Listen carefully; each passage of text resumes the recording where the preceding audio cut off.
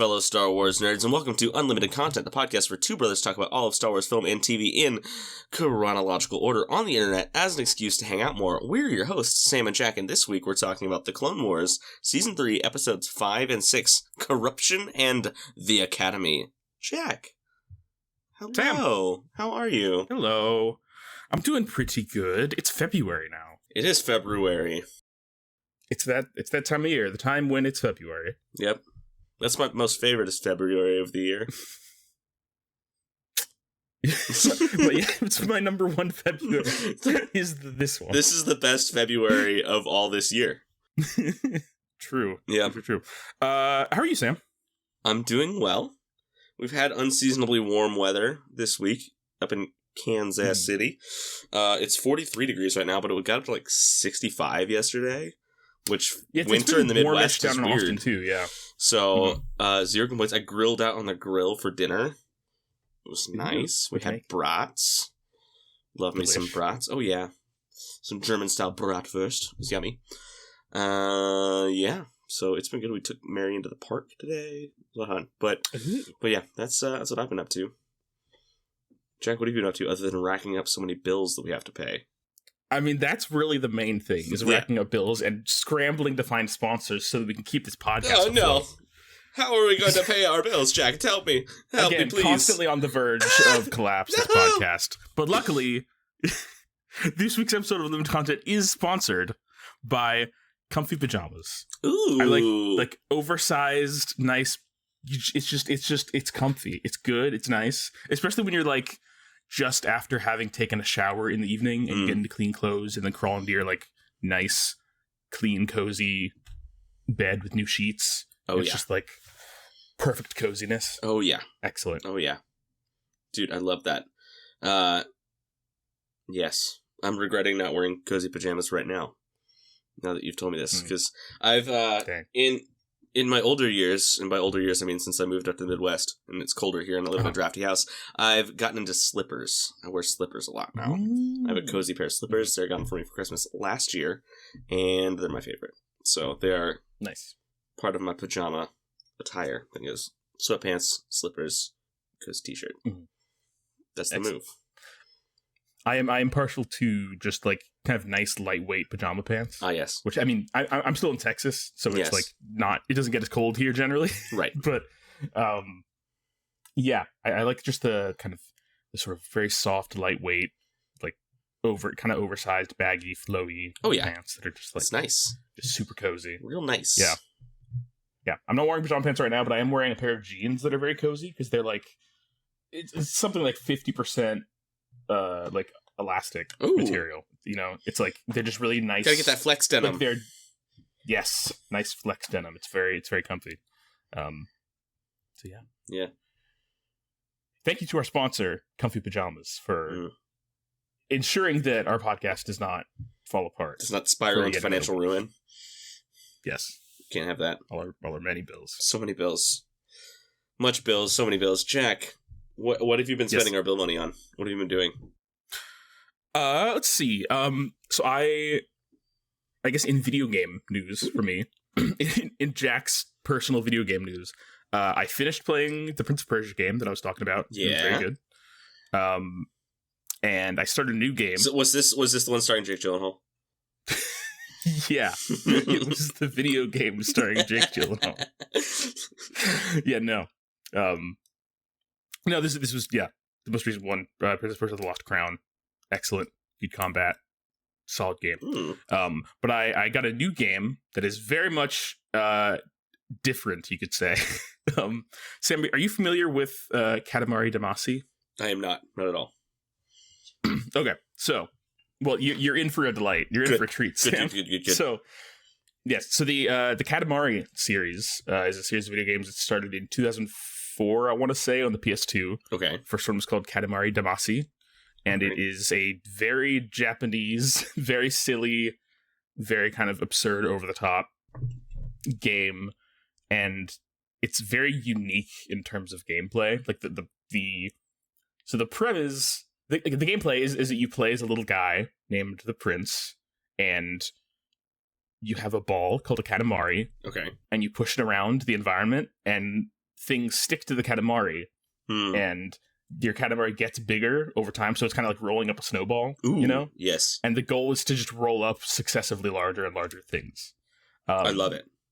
And yes, it's that's the whole game. That's the basis of it. It's like, sometimes they'll have variants like roll up only cows in this level, or roll up like, it's like the opposite of that game where like you become a progressively larger hole in the ground.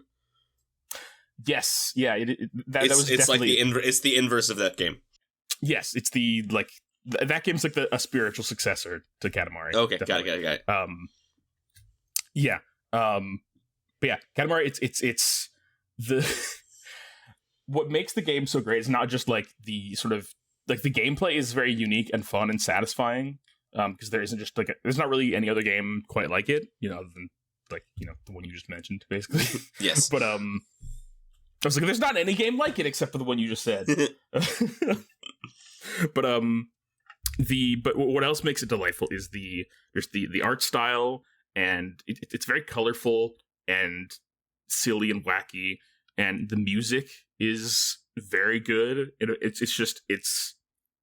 the kind of game that you can't not be smiling while playing. That's the best kind. kind. Just delightful and fun and wonderful.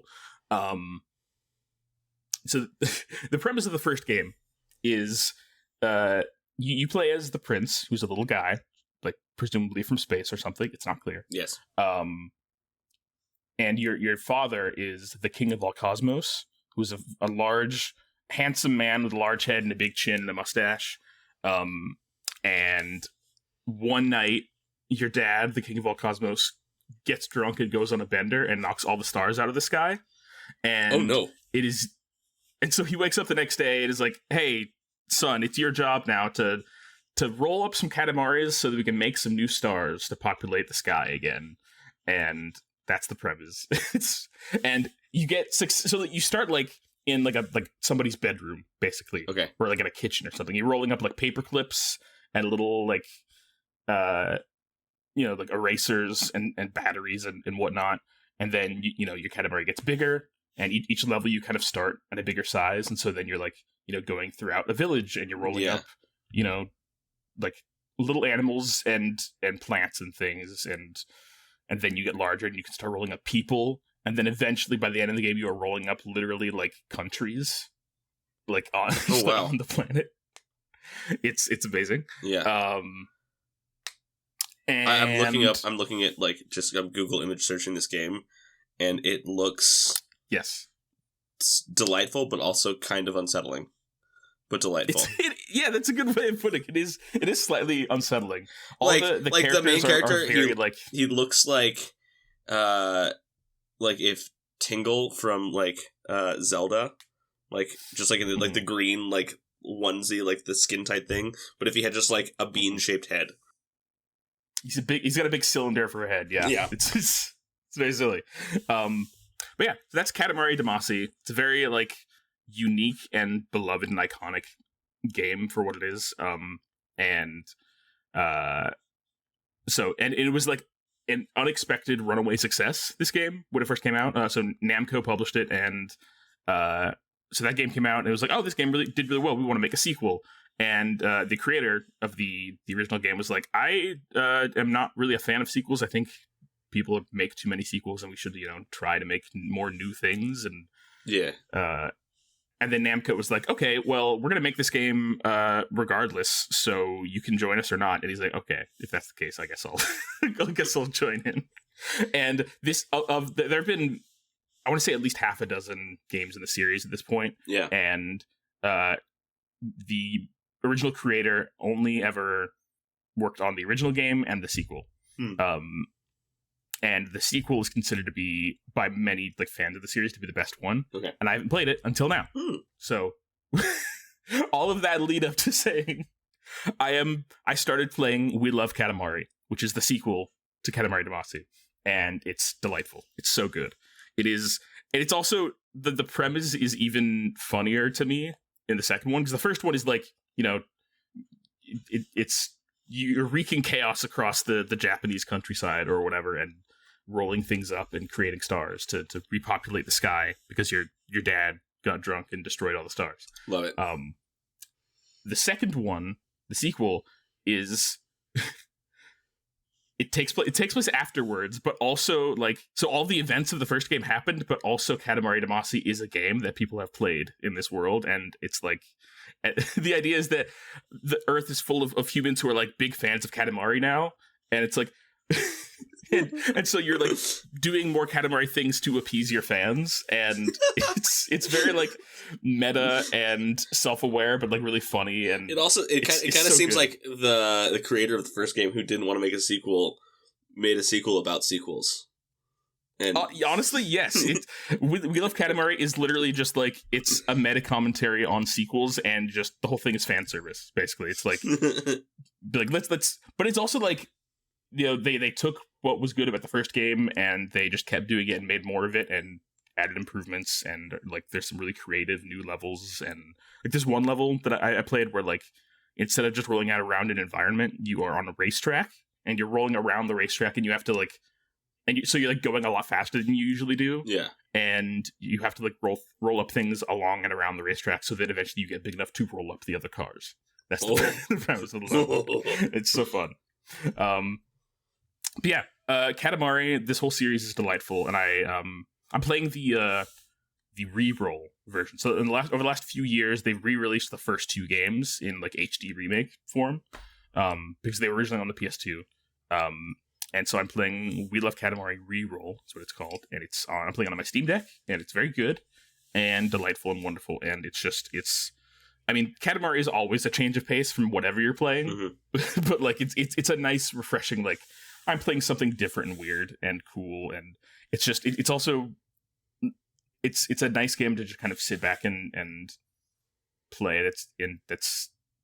It can be relaxing. It can also be very chaotic and sort of stressful, but for the most part, it's just kind of a fun sort of chaos. So yeah, We Love Katamari, you could say.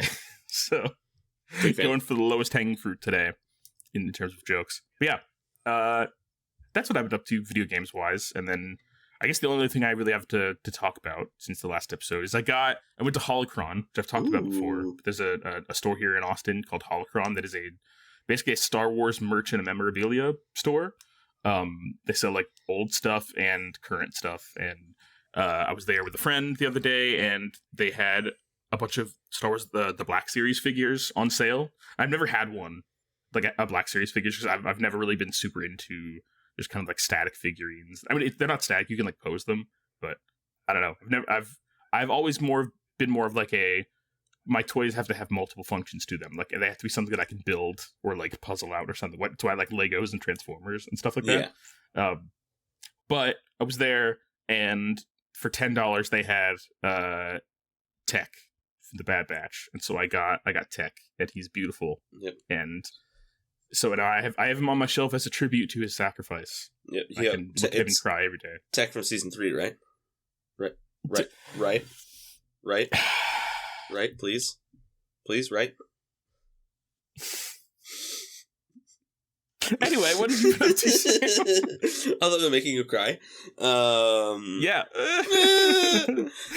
Oh gosh, I mean, I've been continuing on with the Lord of the Rings audiobooks. I'm on the Two Towers now, and I feel like I get to this point during every time I read through one of the Lord of the Rings books that like the action's been really good, and then it gets to just like this like big ol' lull in the book. Like the first one, like there was Tom Bombadil, and he was just all sing-songy, and it was like it was funny and like fun, but also it just it was like a quarter of the book was just like them kind of like being sung at by Tom Bombadil. It's an audiobook, and so I'm just listening to Andy Serkis doing a sing-songy, goofy voice for like 6 hours because it's a 21-hour audiobook. So excellent. And so that was that for the Fellowship. For the Two Towers, it's the Ents, like Treebeard and all them, and Treebeard talks very slow.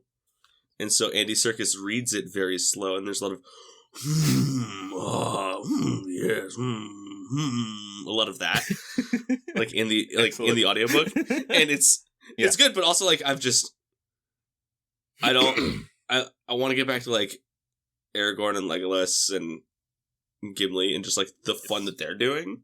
Because I've read the Two Towers before, and you don't see Sam and Frodo until the second half of Two Towers. You don't see him at all the first half of the book. So I know it's going to be a while until I get to see Sam and Frodo again. So, but I do know that like I have to be close to seeing other characters other than like Merry and Pippin retelling the entire story to Treebeard, and Treebeard just like slowly like saying, "So if I understand you correctly," and then saying it differently. It's amazing. Like that's basically what awesome. This like entire like chapter and a half so far has been, and the chapters are an hour long. So gotcha. Yeah, or like 90 minutes, something. They're long. Yeah, and I listened to it like at 1.2 speed, so like it gets kind of a little faster, but not like it doesn't take away from like the audio drama of the whole thing. Yeah, but yeah, it's been a lot of yes. So I've been reading that and like trying to like get back into reading it every once in a while. I've been just very busy with other things like projects around the house, and work is like I just finished up like my busiest week of work for the next 6 months was like this last week. And so I just finished up all that, and so I've been kind of just like trying to find something that is like relaxing and engaging that I can turn my brain off on, and Treebeard is not the thing I'm looking for right now. So yeah, I haven't been doing a lot of like reading and stuff, but I'm hoping to get back in this week. So doing that, Sarah and I've been watching Supernatural again. We're on season 6, and it's getting interesting. Lots of fun like demons and stuff in that show. Have you ever seen Supernatural, Jack? No, most of my knowledge of Supernatural is based on what you told me. Okay, got it. Yeah, no, so it's fun. Yeah, it's a lot of fun. Yeah, and we like there's the first. In case anyone wants to watch Supernatural and like doesn't want to be spoiled by it, just maybe don't listen to this part. But so the end of season, so like the whole thing with season 5 is the main two characters, Sam and Dean, are trying to stop the apocalypse. As you do, as they do. And apparently there's, like, some prophecy or something where, like... so, like, angels and demons, in order to, like, walk around on Earth, have to possess people. To, like they have to, like, take on human bodies to, like, be on Earth. They have to have, like, vessels, is what they call it. You have a degree in catechetics, so you know what you're talking about. Oh, yes. Sam. This is very theologically accurate. That's 100% how this works. For sure. Yeah. No, I have to turn off my theology school brain. But also it's the magisterium and then Supernatural. Yeah, those are our main sources for sure. Theological accuracy. Yeah, and I've been watching more Supernatural than I've been reading the Catechism, so my youth group has been fun lately. Anyway, so the two main characters, they're brothers, Sam and Dean, and Dean apparently is like in this prophecy is the chosen like vessel. Like, ordained by God to be the chosen vessel of St. Michael. And Sam has been the chosen vessel for Lucifer. And they're supposed to, like, both fight each other and kill each other. And that's how the apocalypse is supposed to happen. And so they decided... So then, like, neither of them wanted that to happen. But the angels and demons were like, no, it's going to happen. You're going to say yes, and you're going to do all these things, blah, blah, blah. And so, eventually, Sam... Like, they figure out how they can trap Lucifer back in the pits of hell. They figure out how to do that. But it requires Sam allowing himself to be possessed by Satan and then somehow regaining control of his brain while the devil is in him and then jumping into a hole that goes down to hell. And that's how season 5 ends, is that he does that. Cool. And then there's like a cliffhanger, like a Marvel post-credits scene where Sam is just back. We don't know how, but he's just like, he's back. He's not in hell anymore, so we don't know. So like, it's like the end of like season 3 or whatever of Sherlock. Yeah, where yeah, just like that. So we don't. So like the whole first half of season 6, Sam is just back, but he's like weird and different, and like they don't know what's going on. Like there's just like it's clearly Sam. Like he's not. They can tell he's not possessed or anything. Like just by like if you throw holy water at him, he should like burst into flames, but he doesn't. And so they figure that out. So, like, he's not that. So, like, but why is he weird? And we just figured out that his soul is still in hell, but he's here.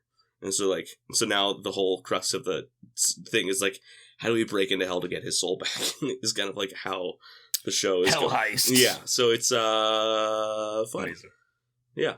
Dante's Inferno is very different than what I remember. Yes. And they reference Dante's Inferno a lot, but obviously just, like, serialized for broadcast television.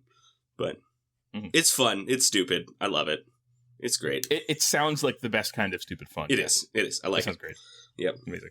And it's a very self-aware show, too. Like, they had a whole couple episodes of vampires, and those episodes came out around the time the Twilight movies came out, and they were just, like, very openly making fun of Twilight and, like, Twilight fans. Amazing. Like, cool. There was a vampire named Robert and a girl that fell in love with a vampire named Kristen. Like... Wow. Yeah. Little on the nose. Yeah, no, 100% on the nose. It was supposed to be that, and it was very funny. Yeah. Got a good laugh out of it. Cool. But yeah, that's that, and Marion is in a movie watching kick lately. So I've been watching a lot of Disney movies on Disney Plus, and she is always asking for Mickey movies.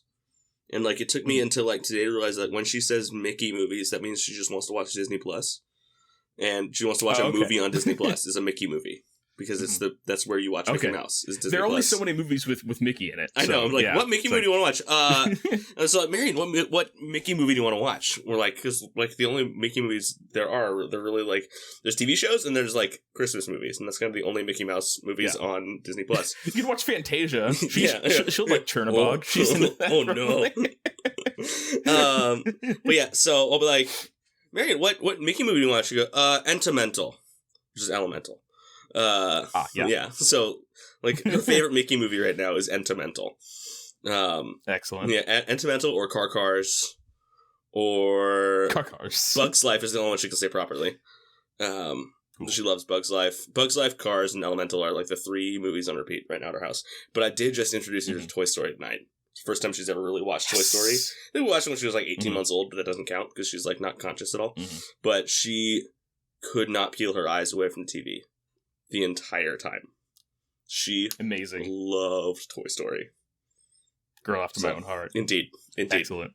Yeah, for those out there in listener land who didn't know Jack and I as children, we wore out the VHS for Toy Story when we were growing up. Yes, so many times.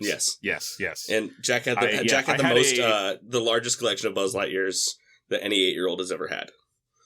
Like, probably. Yeah. It was a lot. Yeah. Yeah. And then they spent, like, 10 years in a bin underneath my bed, just shoved under there. Yeah. And, yeah. And one of those was mine, the rest were yours, but one was mine. One of the Buzz Lightyears was mine. Like, I'm sure it was. but anytime, like, we would clean our room and, like, Mom would be like, all right, all the Buzz Lightyears go in there. I'm like, but Mom, this one's mine. It's like, no, all the Buzz Lightyears go. I'm like, okay, fine. I want my Buzz Lightyear. Because you had, like, all, like, you had all the big ones and, like, all, like, the small little ones, and you had a bunch of shiny ones. I had one that was, like, gold and silver. And it had, like, a gold rocket on it. That one. That one was mine. Yes. The rest of them were yours, but the gold one was mine. Yeah. Look at me. I am the captain now. This is my Buzz Lightyear now. Yeah. No! Give me my Buzz Lightyear! Come on! But yeah, that's most of what I've been up to. Well, all right. Jack, do we have any Star Wars news that we need to discuss? We do have some Star Wars news. Some good news and some much less fortunate news. I guess we'll start with that. This past week, just a few days ago, Carl Weathers died at age 76. Very sad. If you're not aware, Carl Weathers, most well known in Star Wars for being Grief Karga in The Mandalorian. I didn't know this. He actually directed a couple episodes. He directed Chapter 12, The Siege, and Chapter 20, The Foundling. Yeah, if I remember, those are a couple of my favorite. Those are some really good episodes. Like, I don't remember which ones those are. I think I think The Siege is the one where Moff Gideon is, like, got all of his stormtroopers outside of, like, the bar. Oh, yeah. That's a great episode. Yeah. I don't remember what The Foundling was, but I think The Siege is that one. That is an excellent episode, yeah. That's awesome. But yeah, Carl Weathers, legendary actor. He was Apollo Creed in the Rocky movies. Before that, he was an NFL linebacker. Wait, he played in the NFL? I didn't know he played in the NFL. What? Apparently. I mean, like, I didn't know that either, but then I was like, I read that, and I was like, yeah, no, that makes sense, based on, just the way that he is and looks. We're like, yeah, I could see that. Some other stuff he's been in. He was in Force 10 from Navarone, Predator, and Happy Gilmore. He was in a Toy Story TV special, and then later Toy Story 4 as Combat Carl, which is excellent. I love that. They got Carl Weathers to play Combat Carl. I didn't realize. So I didn't realize that Combat Carl has been in Toy Story since the first Toy Story movie. Did you know that? Did you remember? I remember them at least mentioning a Combat Carl. Yeah. Yeah. So whenever Sid is introduced, I only know this because I watched it like 2 hours ago. But but the army man that Sid blows up in the first scene that you see Sid, what he's looking through, he's looking through binoculars, like, oh, they got a Combat Carl. So right, that's where he says it. Yeah. Oh man. Yeah. So bummer. Carl Weathers got blown up in 1995 in a Toy Story movie. No, that was a different one. Okay, you're right. It's a different Combat Carl. Yeah. Anyway, yeah. So using that, I haven't seen all of the Arrested Development. I've only seen like maybe a season. But apparently he was in Arrested Development as himself for a while. Love that. So that's neat. I love that. He also did a voice in the Disney XD series Star vs. the Forces of Evil. And something I didn't know that is neat. He was in a video game called The Artful Escape, which is a cool, like, kind of like a rock opera side scroller, like visual novel. It's really like a neat game with a great soundtrack. It's a musical video game essentially. Sweet.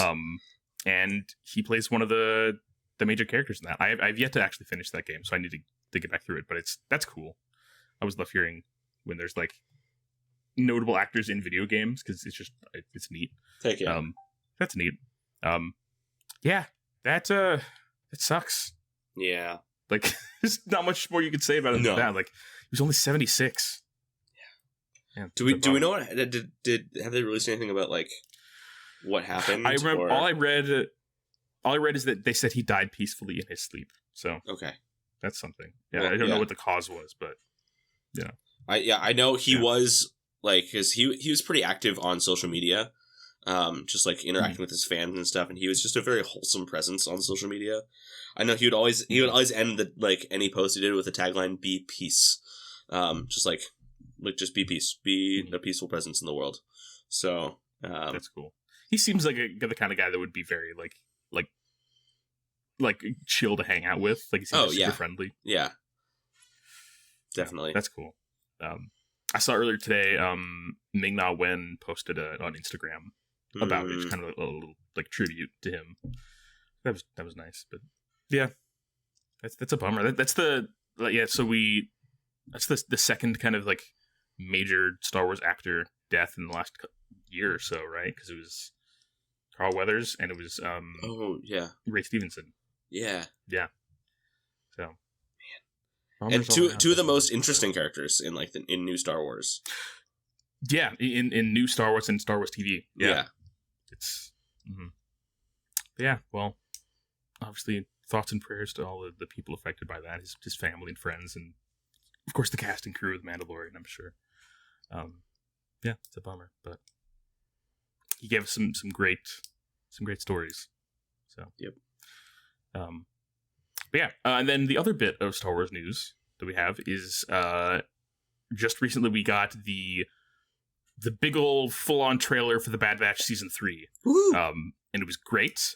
We have a release date. It's going to be on February 21st with a 3-episode premiere with a total of 15 episodes in this final season. I thought the trailer was super great, and I'm very excited. And I think the biggest like kind of reveal in that trailer was Asajj Ventress is back. She's back in the world, and she's got a cool new haircut, and I think that's how she looks like on the cover of Dark Disciple. Yes. Which was like the kind of the last canon thing she appeared in. Which apparently she died in that book. They did, but yeah. So yeah, I don't know exactly when that takes place relative to Bad Batch. I still need to read that book, but I have heard that they confirmed that like whatever happens in the Bad Batch will like line up with whatever happened in Dark Disciple. So they're like, this isn't going to contradict that. This is like a new side of that story. Yeah. Basically. So I'm looking it up in the continuity right now on Wikipedia. Let's see. The book came out in 2015. Whereas it takes place in 19 BBY, so immediately after Order 66. Dark Disciple is a canon novel starring Asajj Ventress and Quinlan Voss, written by Christy Golden and for release by Del Rey on July 7th, 2015. The novel is part of the Clone Wars Legacy Multimedia Initiative, since it is based on an 8-part story arc that was scripted for the Clone Wars television series, comprising the episodes Lethal Alliance, The Mission, Conspirators, Dark Disciples, Saving Voss Part 1, Saving Voss Part 2, Traitor, and The Path. The scripts were not produced as episodes prior to the show's cancellation. The novel includes a foreword by Katie Lucas, one of the writers for the original episodes, and skews towards adult readers. The book's audio edition is narrated by Mark Thompson, and Mark Thompson's really good. Oh, yeah? Yeah, he does a lot of the Star Wars stuff. And, like, Star Wars audiobooks are more like audio dramas than, like, just normal audiobooks. Because, like, with normal audiobooks, it's just, like, one dude just reading you a book. But with Star Wars audiobooks, are like, they're, like, you get music from the movies, and you get some sound effects, and anytime there's a droid, you hear the droid beeping, and that kind of stuff. Like, it's really cool. So that's cool. I love that, yeah. I'm currently on a wait list to listen to Dark Disciple on, like, from my local library. So Libby, yeah. But yeah, Bad Batch season 3. I'm very excited. I'm of course sad that it's gonna be the final season, but happy that, you know, it's always good when a show gets to end on its own terms. Oh yeah, you know, instead of like getting canceled or something. So that's great. Very excited to see what happens with Ventress. Got to read Dark Disciple now, definitely. Yeah.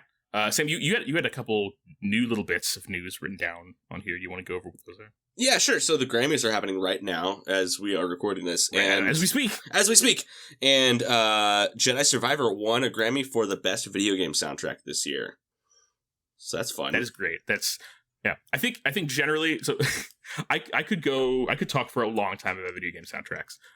But I will say I think that generally the Grammys, I mean, the fact that there are like they're getting recognition at the Grammys now is great. I think they don't do necessarily a great job of recognizing all of the, like, you know, they tend to go for like, you know, the big budget stuff, the stuff that's like, sure, from like big publishers or whatever. And there's so much great video game music that comes out every year that, you know, I feel like, you know, I've looked at the nominees in past years and been like, there was a bunch of other soundtracks that I would have rather had nominated here, but I will say, Jedi Survivor has an amazing soundtrack. I love I've listened to tracks from that many times, especially like the end credits music. Oh yeah, is very, very good. So yeah, definitely well deserved. I'm very happy. Hold on, I gotta look up who the composer for that is, because No, but yeah, I do, like, Sarah and I have talked about this before, because the Grammys are pretty, like, it's not necessarily like the best music wins. It's the best music of people who are connected wins. Yes, because like it is because it's based on influence as much as it is. Oh yeah, like yeah, and like apparently the Grammys. Sarah tells me that the Grammys don't like Irish people. Like, Irish musicians never get nominated for anything. Like Hozier. Okay. Like, Hozier is, like, one of the best songwriters of our time right now. He's amazing. Never gotten nominated or anything for any Grammy ever. Wow. Yeah, and he's, like... I did not know Hozier was Irish, actually. Oh, yeah. He's, like, in half of his, like, his new album, like, half of his songs he sings in Irish Gaelic. Oh, that's cool. Yeah, it is really cool. Yeah. He's very good. He's Sarah's favorite artist, which is why I know all these things. But... he's also just good. But yeah, so... and it doesn't surprise me that the Grammys also snub video games when they snub good artists, too. So... yeah. Oops. Anyway. Yeah. But yeah, congrats to them. Stephen Barton and Gordie Hobb are the composers for Jedi Survivor. Yeah, Gordie Hobb also did music for Jedi Fallen Order and Battlefront 2, the new one, and the new the original... The original new Battlefront and Star Wars Squadrons, which is a game that I need to get back into because it's so good. Anyway, and then Stephen Barton did some music for Titanfall 2. What a great game. It's an amazing game. Anyway, video game music is cool. Congrats to Stephen Barton and Gordy Hobb and all the people who worked on that soundtrack, because it is great. And then one other piece of news that is Star Wars adjacent, but not at all adjacent to our podcast. This is directly in line with the ethos of this podcast. There are rumors swirling around that in Sonic the Hedgehog 3, Hayden Christensen will voice Shadow the Hedgehog. There are rumors. Oh my god. There are rumors. That would be amazing. I would love that so much. I do want to briefly talk about that, I guess, because just about this in general. So yes, this is kind of becoming a Sonic the Hedgehog podcast as well. Yeah. Welcome to our Sonic the Hedgehog sub podcast. So as has been established, Sam and I are Sonic fans. I in particular am a pretty big Sonic fan even today. Pause. I just came up with a good name for our sub podcast. It's got a podcast. Okay. Got a podcast. What? Instead of gotta go fast. Oh. Got a podcast. No, yeah, I got it. Yeah. Uh-huh. You want to say it again? See if it's funnier the next time? Shut up. I hate you.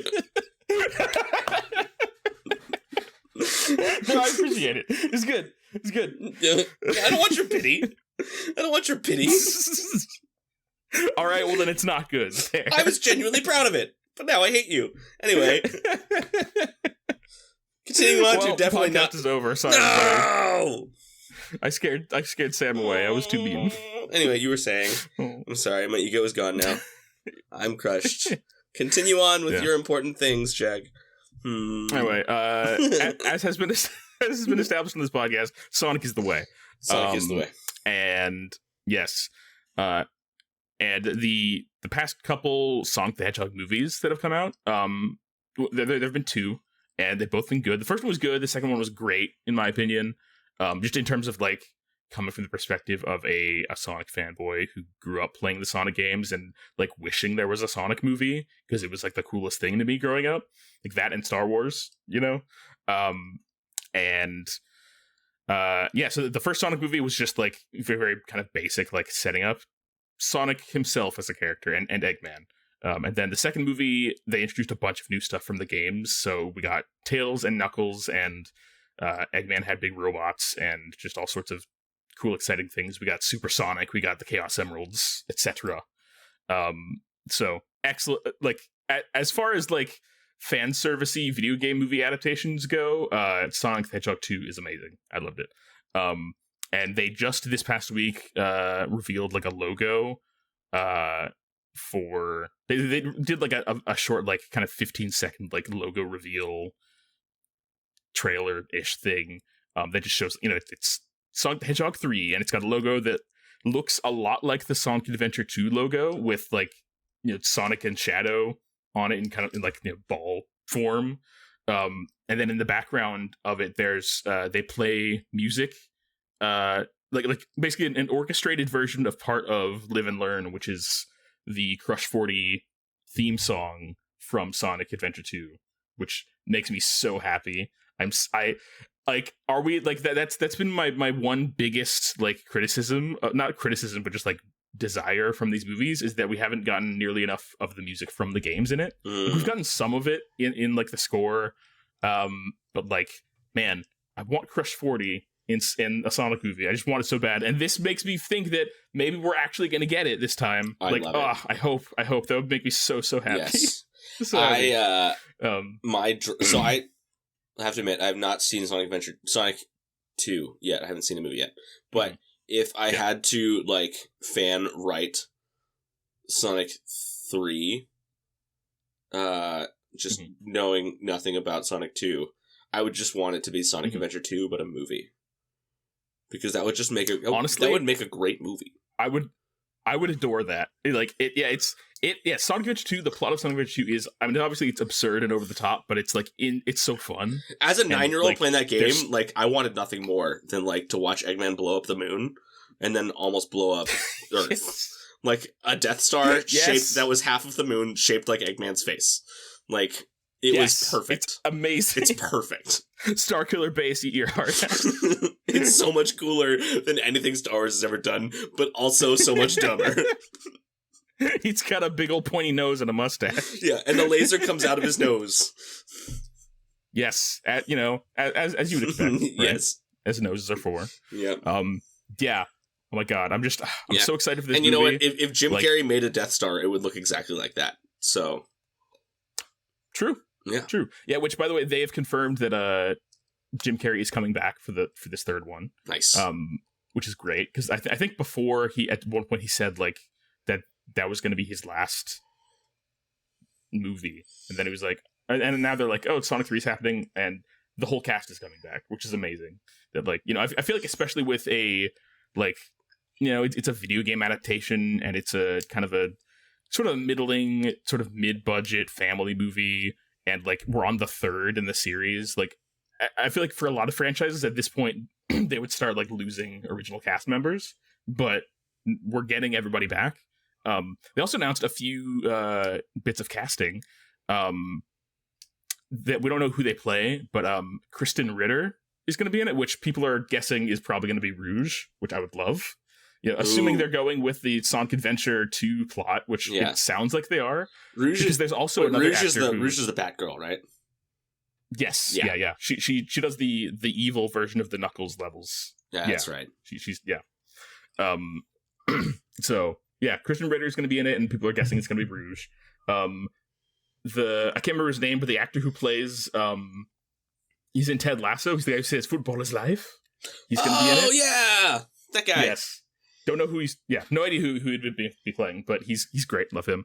And then they announced the casting of a young girl who is like, she's not like a super well known actor, I don't think, but she's a small young blonde girl, and so people are like, is she going to be Maria? People think she's going to be Maria. Ooh. So like like it honestly seems like they're just going to be doing Sonic Adventure 2 as a movie, which that's perfect. Oh my god.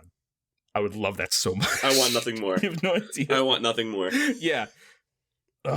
It's amazing. And Shadow the Hedgehog and yeah. If Hayden Christensen was Shadow, that would be incredible. The other rumor, which is also Star Wars adjacent, is that it's Adam Driver. That would also be great. I would love that too. Yes. Yeah. Either one would be fantastic. Amazing. I want Hayden Christensen more because Adam Driver gets everything these days, and we just need Hayden Christensen. Mm-hmm. More Hayden Christensen is better Hayden Christensen. So, yes, just like Star Wars. Just like Star Wars. Yes. That's amazing. Actually, I guess I do have one other little bit of news that is, again, not Star Wars news. This is Sonic news again. Good. So welcome to our sub podcast. Got a podcast. Yes, it's catching on. It's catching on, unfortunately. This past week there was a PlayStation State of Play, which is every few months. It's like PlayStation's equivalent of like the Nintendo Direct, or Xbox Developer Direct. So it's like an online like video stream where they announce a bunch of new games or show new trailers and stuff. And one thing they revealed was there's going to be an HD remaster of Sonic Generations, which is a game that came out like 10 years ago, maybe at this point, maybe more. That was it was basically like an anniversary collection of like, it was a new game, but it was all like remakes of old levels from past Sonic games. And there was like 2D levels and 3D levels, like side-scrolling and 3D. So like there was stuff from the original Sonic games, there was stuff from the Sonic Adventure games, there was stuff from like the Wii games. It's, and it's considered to be one of the better Sonic games by most people. And it's definitely a fan favorite. And so they're bringing that back. But alongside that, they announced that they're going to be releasing it with also a new set of levels, like a short new story campaign starring Shadow. And so they're calling it Sonic X Shadow Generations, and it looks great. So we got double the Shadow the Hedgehog news this week, which makes me very happy. Yes. So, yes. Very, very happy. Very excited. I love it. Excellent. I love it. Yeah, so we'll be getting that this year, and also we'll be getting, assuming it doesn't get delayed, Sonic the Hedgehog 3 comes out in December. So, exciting times! Exciting times. No time for games. Let's do it. No time for games? Just wait a minute. Yep. Chaos Control! Chaos Control! Okay. Live and learn! Alright, are we ready to move on to our main segment this week, Sam? I do believe we are. Let's do it. Take us into it, Sam. What are the episodes and where do they take place in the timeline? So, we got a 2-part episode. This one, we are back on Mandalore is the Clone Wars Season 3, Episodes 5 and 6, Corruption and the Academy. These episodes both take place in 21 BBY. Cool. Right. So, the moral for Corruption, the first of these two episodes, is the challenge of hope is to overcome corruption. You have to overcome this episode for hope. Anyway. Desperate times on Mandalore! Having won neutrality for the Mandalorian system, Duchess Satine now finds herself an outsider with very little aid to her people. Supplies are hard to come by, except on the black market. As a result, the Duchess faces a world consumed by greed. Hoping to alleviate some of the tension rising in the capital city of Sundari, Satine has called upon her friend Padme Amidala to make a diplomatic visit. Right. Here we go. So, while Duchess Satine's endeavor to keep Mandalore out of the Clone Wars was successful, her world now faces an economic crisis. Due to the raging war, it no longer receives vital supply shipments, and she has pleaded with the Senate to allow trade routes to be opened, since smuggling, in combination with corruption, has become the only way of shipping in the needed supplies. Padme Amidala travels to the new Mandalorian's capital city, Sundari, to assure Satine of the aid from helpful factions in the Galactic Senate.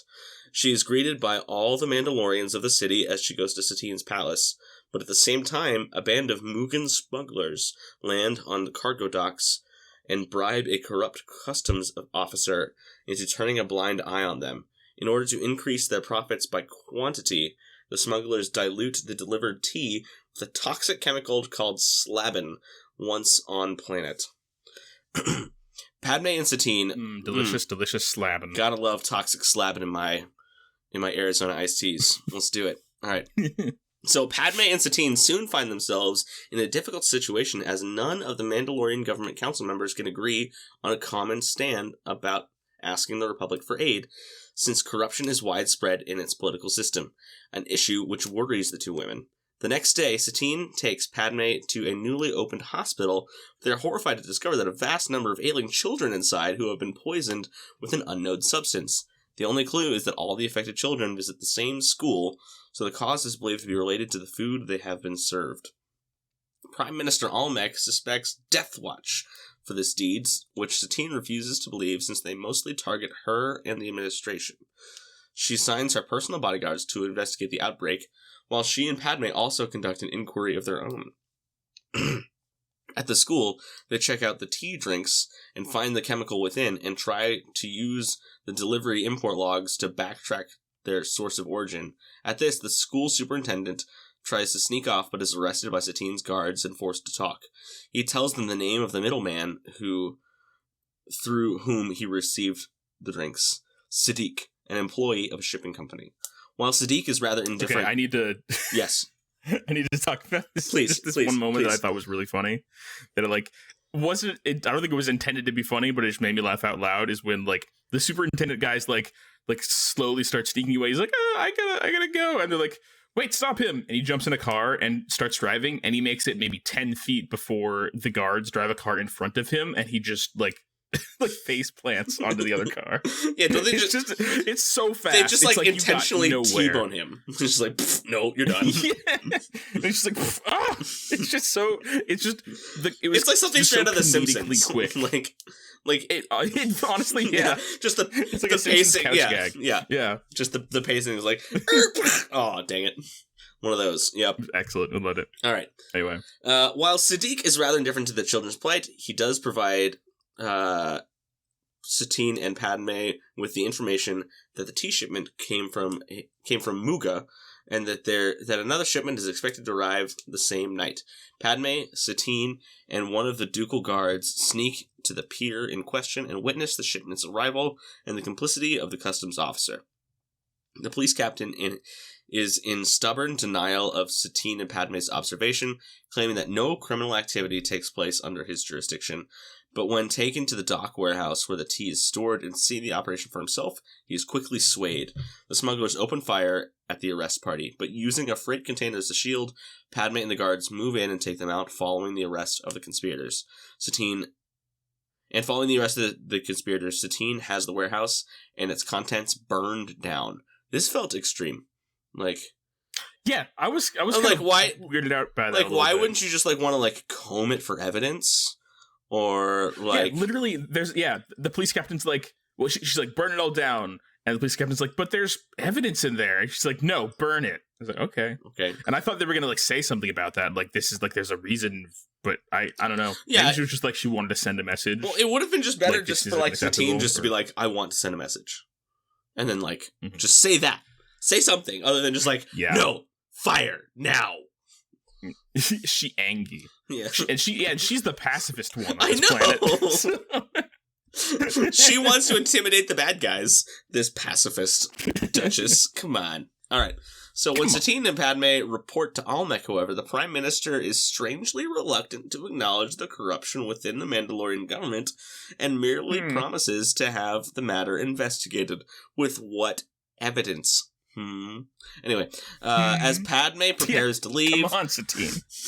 Satine suggests to her that a Jedi is an undercover agent at the Academy, and Padme promises to bring the matter before Master Yoda. End of the first episode. Yay! Cool. This is a fun little, like, detective-type episode, you know? Yeah. It was good. It was a lot of fun. Yeah, I don't know. I did find it just, like... I don't know. The whole, like... premise of we're gonna dilute the tea to like save money or something. It was like, but they have to use this like big toxic chemical. I'm like, water. You never heard of water? Yeah, it is a little contrived, certainly, but yeah. They have to figure out somehow. I mean, like, I don't know, whatever. Yeah. Water. I get the impression that the idea is that like they were just kind of sloppy with it because they were like, because when they like first introduced the dilution, the dilution solution, the guy was like, "What? Isn't that poisonous?" And he's like, "Only if you get the dosage wrong. So be careful." Did. And then they almost kill a whole school. Yes. Yeah.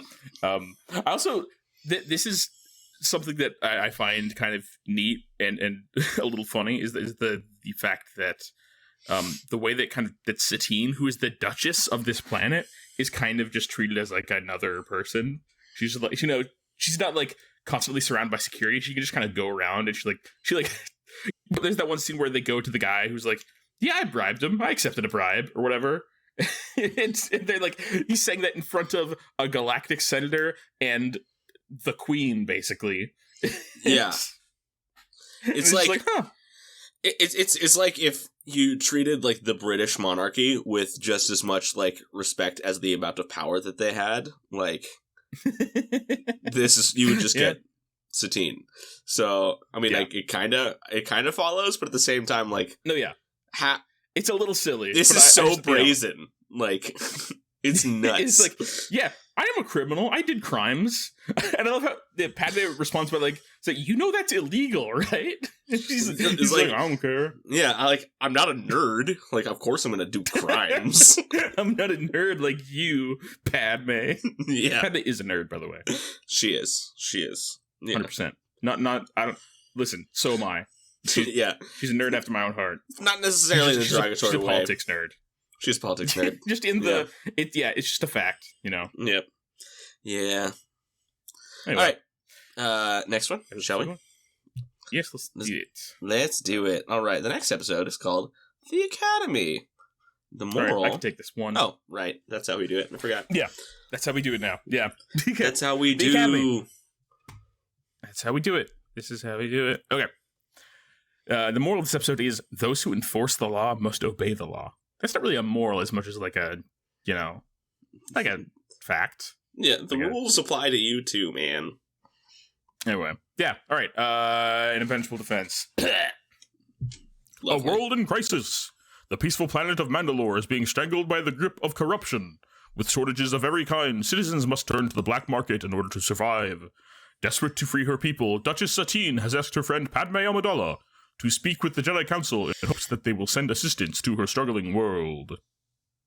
All right, here we go. Next episode. This is the episode where all the little kids get into trouble. Little school kids doing things. Come on, the Magic School Bus. Anakin Skywalker escorts his Padawan, Ahsoka Tano, to Mandalore for her undercover assignment to investigate the corruption within the government and also to teach aspiring cadets the ways of lawful and public-serving conduct. You know, I think it's funny that, like, they're like, who can we get to teach these children about the dangers of corruption? Let's get a Jedi. Let's get the Jedi. Oh, man. Yeah, there's no problems there. Anyway, she was chosen specifically by her status as a learner. How bad does the corruption have to be on Mandalore that no one on Mandalore could teach an ethics course? Like, that's true. That literally no one felt qualified. Person. Yeah, literally no one felt comfortable enough with their own personal ethics to teach an ethics course to kids. Oh, man. Okay. Amazing. Yep. And also that they had to get a kid to teach it. Like, because the adults are too corrupt. Yeah. You had to get a literal... And he was like... yeah, you had to get a child soldier to teach an ethics course to child politicians. True. Yes. It's... Man, the state of the galaxy is certainly something right now here in 21 BBY. All right. So Ahsoka is going to Mandalore. She was chosen specifically so by her status as a learner and her youth. She could serve as a role model for the students. At the landing platform, the two are welcomed by Duchess Satine herself, Prime Minister Almec, and the cadets Corky, the Duchess' own nephew, Amos, and Lagos. Due to Obi-Wan Kenobi's previous encounters with the Death Watch on the planet, a no-weapons order has been issued, and Ahsoka is forced to surrender her lightsaber to her master, who leaves to rendezvous with fellow Jedi Kit Fisto. Ahsoka begins teaching classes, including Corky and his friends, which... Corky is such a name. What a name that is. Great name. High quality. Big fan. 10 out of 10. Yes. Good. Corky. And the Corky for MVP. Including Corky and his friends, about the nature of corruption and their duty as lawful citizens to combat it. Later that evening, Corky, Amos, Lagos, and Sony, I'm going to assume that's how it's pronounced, talk about Ahsoka's lesson, and Corky muses over the rationing of the Academy's food supplies. They sneak off to a warehouse and stumble upon a clandestine meeting between 3 Mandalorian officers, 3 Gotals, and a humanoid figure wreathed in a robe and hood, who unfortunately has his back turned to the young cadets. They manage to get a holocam recording, but a blunder by Amos exposes the quartet. They narrowly manage to leave, but Sony's laptop terminal is found by the conspirators. The next morning, the cadets visit Satine and report their discovery. While Satine believes them, she cautions them to hold back, as they are still too young and untrained for this sort of thing, suspecting that the conspiracy runs even deeper. The cadets do not take this dismissal kindly and choose to ask Almec for help.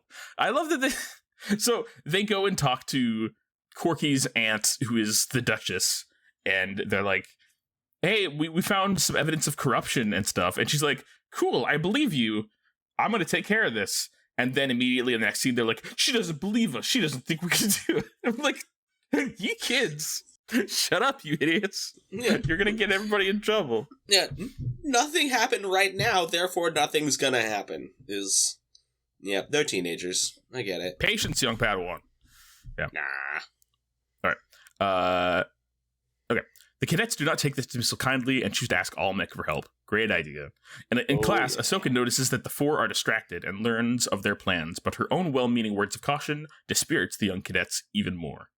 The same night, as the cadets prepare to meet with the Prime Minister, they are met by members of the Mandalorian Secret Service, who attempt to arrest them for treason and conspiracy, but Ahsoka steps in and drives them away. By analyzing the holo recording of the warehouse meeting, the cadets and Ahsoka discover to their surprise that the cloaked figure from the warehouse is Almec himself. As the 5 rush off to inform Satine, they find her missing and her bodyguards dead. Desperate, the cadets turn to Ahsoka for leadership, who devises a cunning plan. By pretending that she has arrested the cadets and voicing the suspicion that Satine is involved, she apparently gains Almec's trust, but fails to learn of the Duchess's whereabouts. While Almec leaves to prepare a public statement, Ahsoka enters the prison under the pretense of wanting to conduct an interrogation, informs the cadets about the changes in her plan, and via a forced mind trick, makes one of the guards take her to Satine's cell. But unfortunately, it turns out to be a trap. Almec has been waiting for this to happen. The officers prove to be resistant to Jedi mind tricks. Ahsoka is hit by a stun blast and captured. Almec proceeds to gloat over having established the black market system on Mandalore, self-indulgently claiming it was done out of humanitarian considerations. He tries to make the Duchess sign a confession of treason, which she refuses, so Almec has Corky and the others brought to him to persuade her otherwise. When she prepares to have Corky fit with a shock collar, Ahsoka and the cadets start a fight, and though outnumbered and handcuffed, they manage to overpower the guards and clamp a shock collar on Almec himself, forcing him to give up. After the conspirators are arrested, Ahsoka departs from her new friends, following her master back into the war while exchanging a few of their usual snippy comments about her assignment. End of the arc. Yay! Yay! Yay! This is fun. Yeah, I like me a little political intrigue, Clone Wars thing. It's fun. Mm-hmm. Big fan. Yeah, it's also cool whenever we get to see like Jedi fighting without their lightsaber, just to kind of see them like just do kind of kung fu stuff rather than. Although again, there were several moments in this where I was like, you could have used the Force to do a thing just now, Ahsoka, but whatever. Yeah. Oh yeah. Oh yeah. But that always happens. I feel like that's an inevitability in this show. Yeah, but the plot, Jack. But the plot. The plot demands that we forget that we have superpowers. Anyway. Yep. Yeah, this is cool. It was a neat, like, I don't know. It was the kids were like, you know, kind of, you know, they were kids. They were a little like, you know, overeager, and it was kind of cheesy. And also, I thought it was funny that one of the kids just happened to be a hacker.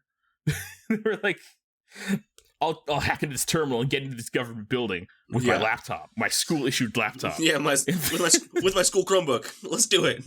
Yeah, my Lenovo. Yeah. Yeah, and after they do that, they're like, one of the kids says, "Looks like our education came in handy." I'm like, did they teach you to hack government buildings at your school? What is this? And secure ones where the prime minister does shady dealings too? Like, come on. Man, Mandalorian schools are cool. Yeah. They're also very bright, by the way. In that first episode, when they went to that school, it was just like stark white everything and super brightly lit. I was like, yeah, it was just my hospital. eyes are gonna burn out. Yeah, it was. Yeah. It felt very hospital. Yeah. Yeah. Yeah, that was cool. That was fun. It was a cool, like, political intrigue. Getting to see Almec finally, who's like, you know, one of those guys who's like clearly like evil. They're like, okay, now people see that he's evil now. That's cool. That's good. And of course, this is not our last time visiting Mandalore. We'll visit this planet many more times, and we'll come back to Almec later as well. But yeah. Do you have a favorite part of this arc, Sam? Oh gosh, there were so many good parts to this episode, or this arc. But let me think. The most memorable ones were definitely like the Homer Simpson car crash. Was one of my favorites. That's what I was gonna say. Yeah. But also like the final fight scene at the end of the second episode was like the one in the little prison room. In the prison. Yeah. That one was a lot of fun too. I like that. That was cool. Yep. Yeah, I mean, I kind of want to say the same. Like, yeah, I really, I really liked the moment where the guy crashed, and it was like, it was funny. It was very funny. Anyway, I also thought it was funny that like they did the like computer enhance image thing for the hologram. Yeah. They're like, we can't see what it is. Luckily, I've got a device that just makes pictures better. So, yeah. Anyway, those are always funny to me. Yes. Yeah. Okay. MVP. Which character deserves recognition for being particularly awesome that episode? I feel like this. Let's see this arc. I mean, we could give it to Satine. We could give it to Ahsoka. We could give it to Corky. We could give it just because his name is silly. Yeah. We give it to Padme. Corky. Yeah, we could. I kind of want to give it to Padme, but Corky is who? Like, I know Corky's Satine's nephew, but who is Corky? Like, I went and looked on his Wikipedia page. There is no like mention of relationship to Satine other than her nephew, Auntie Satine. Yeah, but like, it doesn't say like. But we all only ever hear of one of Satine's siblings, who I don't think has kids. Yeah, I assume it's not Bo-Katan's kid. I don't know. Right. Because I don't think Bo-Katan's kid would be involved in, like, acting like Satine. You know? True. She would act like Bo-Katan, or he would act like Bo-Katan, or whatever. Yeah. Maybe when he says aunt, he doesn't necessarily mean like direct aunt. He's just like, she's like they're like part of the same clan, and she's like an older female relative. His last name, I mean, I don't know. They say aunt and nephew a lot. That's true. I don't know. Whatever. Point is, yeah. I feel like if it was just a clan, they're just like clansmen or kinsmen or something, but they specifically say aunt and nephew. So, who are these other like members of the Kree's royal family that like we don't ever see, and why aren't they doing anything? See, yeah. Now we need like a Star Wars show that's like The Crown, but it's just about like the Mandalorian like dynasty. Yes, starring Cate Blanchett as Satine. Is that who played? That would be very good. That's a great, yeah. Cate Blanchett or like Tilda Swinton maybe would be good. Because Satine is based on, I think, is it Cate Blanchett's character from Moulin Rouge? Plays opposite. Who plays Ewan McGregor's love interest is named Satine in Moulin Rouge, which is why Satine is named Satine. Right. Yeah, I'm looking at that real quick. I'm looking at the behind the scenes of Satine. That's a Star Wars fact that my wife taught me. I didn't know that was because she loves Moulin Rouge, and I was like telling her about Satine. And she's like, "Is that Obi-Wan's love interest?" I'm like, "Yeah." How'd you know? It's like, "Well, because blah blah blah." I'm like, "Oh, fun." The more you know. I didn't know that. Yeah. So, Wikipedia says, let's see. Satine's design was based off of unused concept art of Queen Padme Amidala for Star Wars Episode 1: The Phantom Menace. She was inspired by Cate Blanchett, particularly her performance as Queen Elizabeth I, whom she portrayed in Elizabeth and Elizabeth the Golden Age. They further compared Satine's character to real-life pacifists Mahatma Gandhi and Dr. Martin Luther King Jr., believing that Satine's powerful devotion made her stand out amongst the violence depicted in the Clone Wars.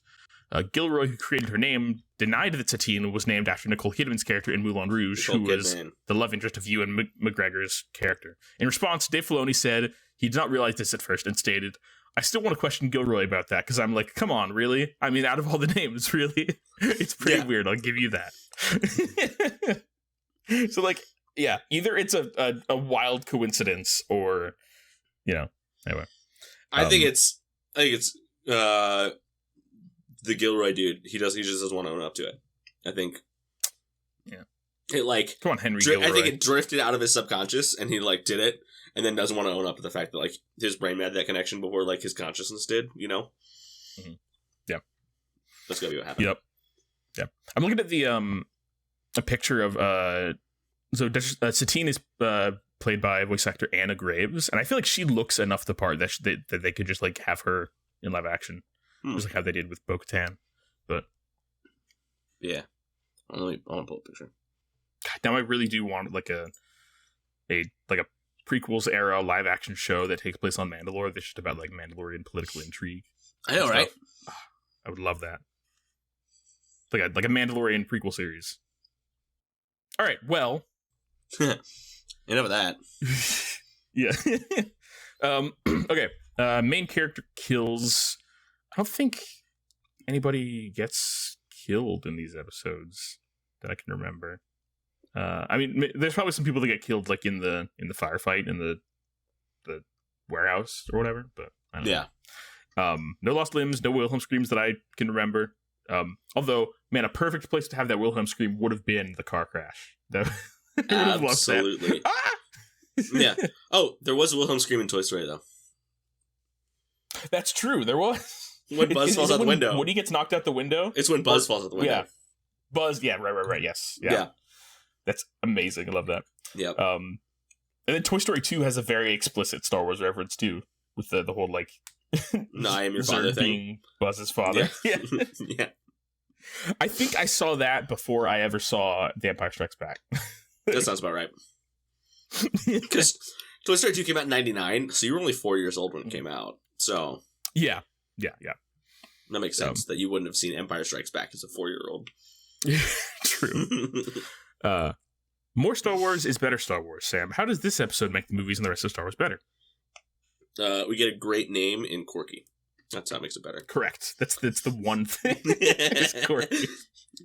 Yeah, I think that, yes. I think the just more insight onto the political goings on of Mandalore, and also just kind of we get like an example of the ways in which the war affects even the systems that aren't a part of the war. Mm-hmm. You know, yeah, and how like far-reaching this all is.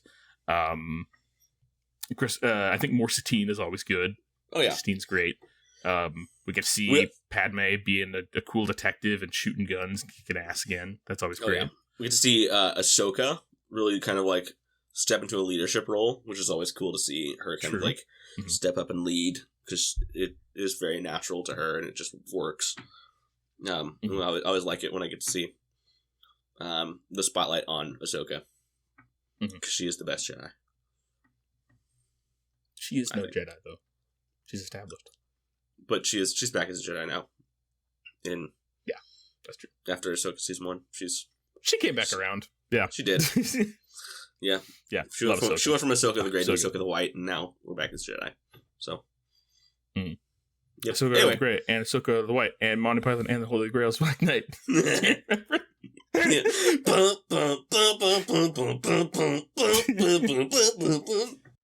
Mr. Rogers in a bloodstained sweater. Okay. This is not going to make sense to anybody listening. Well, all right. That was our main segment for today. Do you have anything else you want to talk about?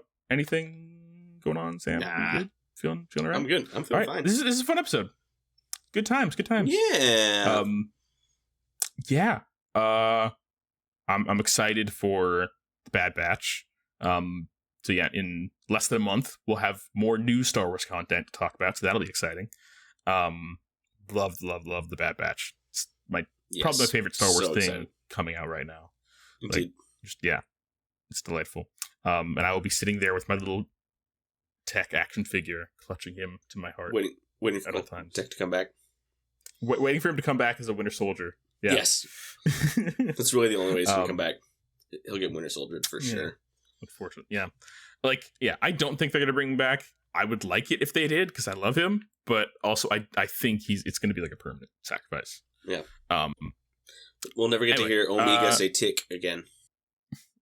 Omega and tick. Tick. Yeah. Tick. All right. Well, join us next time, everybody, when we will be watching the Clone Wars Season 3, Episode 7, Assassin. Just one episode next time. That'd be cool. Wow. Oh, by the way, this doesn't mean anything, but this is our 33rd episode, which is half of 66. Whoa! So we're halfway to Order 66 episode.